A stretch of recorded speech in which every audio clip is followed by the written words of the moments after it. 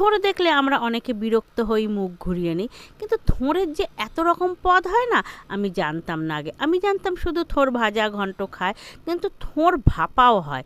থোড় ভাপা যে এত টেস্টি হয় আমি আগে জানতাম না। আমি প্রথমবার করেছি, খেয়ে দেখলাম খুবই টেস্টি হয়েছে। তো সেই জন্য না আমি তাড়াতাড়ি আপনাদেরকে শেয়ার করলাম এই থোড় ভাপাটা। থোড় ভাপা অপরূপ সুন্দর, অসাধারণ হয়। তো এখানে না থোড়টাকে ছাড়িয়ে গোল গোল করে আমি কেটে নিচ্ছি। এর ভিতরে না দেখুন একটু জালিদার একটা সুতো সুতো টাইপের বেরোয়। তো এইগুলো না আঙুলে জড়িয়ে ফেলে দিলাম, দিয়ে এটাকে আমি আলু ভাজার মতন করে কুচিয়ে নিচ্ছি। যেহেতু এটাকে না আমি পেস্ট বানিয়ে নেব, ভাপা করব, তার জন্য আমাকে পেস্ট বানিয়ে নিতে হবে। তো এখানে সব থোড়গুলো কোচানো হয়ে গেছে, একটু ছোট করেই কেটে নিয়েছি, যেহেতু মিক্সিতে বানাবো তো ছোট হলেই মিক্সিটাও ভালো থাকবে। তো এখানে কেটে নিয়েছি, এবার থোড়গুলোকে না আমি বেটে নেব, সব থোড় কোচানোটাই বেটে নেব। একটু লাল হয়ে গেছে, যেহেতু থোড়ে প্রচুর আয়রন থাকে তো ওই জন্য লাল হয়ে যায়, আর বেশ কিছুক্ষণ কাটলে তো লাল হবেই। তো এইভাবে আমি সব থোড়গুলোকে না আমি বেটে নিচ্ছি। আর এটা আমি করছি 4 থেকে 5 জনের জন্য, এটাকে করছি। এবার এর মধ্যে কিছু মশলাপাতিও আমি দেব, যার জন্য না থোড় ভাপাটা খুবই টেস্টি হয়। তো আমি বাড়িতে না প্রথম করেছি, আর খেতে অসাধারণ হয়েছে। এখানে আমি লঙ্কা দিয়ে দিচ্ছি 3টে, দিচ্ছি এখানে 1 চামচ পোস্ত, আর হাফ চামচ সাদা সর্ষে কালো সর্ষে মিলিয়ে দিয়ে দিচ্ছি। তবে ঝাল যে যেমন খাবেন তেমন দেবেন, তবে ঝাল মিষ্টি সব কিছু না পারফেক্ট হলে খেতে খুব সুন্দর হয়। এখানে দিয়ে দিচ্ছি হাফ মালা মতন ছোট নারকেলের হাফ মালা, নারকেল খোসা ছাড়িয়ে আমি কেটে এটাকে পেস্ট বানিয়ে নিচ্ছি।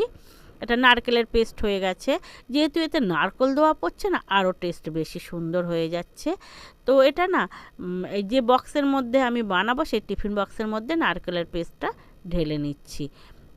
নিয়ে এতে কিছু না মানে মশলা মিশিয়ে দেব। তবে হ্যাঁ, যারা মিষ্টি বেশি পছন্দ করেন তারা মিষ্টিটা দেবেন, আর যারা খুব ঝাল ঝাল খেতে মনে করবেন তাহলে একটু কাঁচা লঙ্কা একটু বেশি করে দেবেন।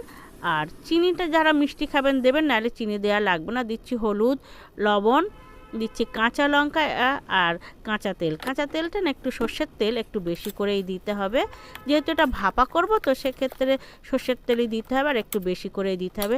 সর্ষে লঙ্কা পোস্ত দেওয়া আছে, কাঁচা লঙ্কা, কাঁচা তেলটা দিলে না সেন্টটা খুব সুন্দর হয়ে যায়। আর এখানে কড়াই বসিয়ে দিয়েছি, জল ফুটে গেছে।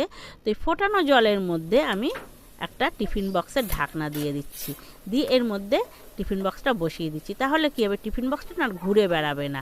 জল ফুটলে তো ঘুরে মানে হয়, ওই জন্য যে ঢাকনা দিয়ে না আমি এটাকে মানে মিডিয়াম টু লো ফ্লেমের মাঝখানে দিয়ে মিনিট 15 ফুটিয়ে নেব।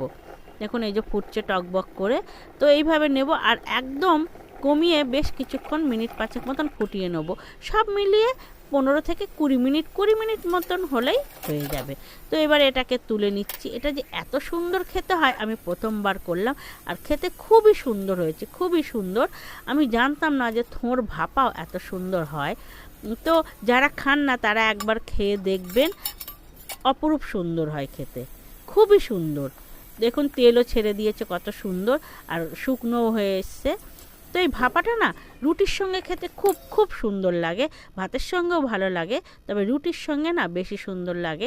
আমি রুটি দিয়ে খেয়েছি, ভাত দিয়েও খেয়েছি, তবে রুটি দিয়ে বেশি ভালো লাগলো বলে আমি আপনাদেরকে বললাম। তো রান্নাটা বাড়ি একবার অবশ্যই করে দেখবেন কেমন।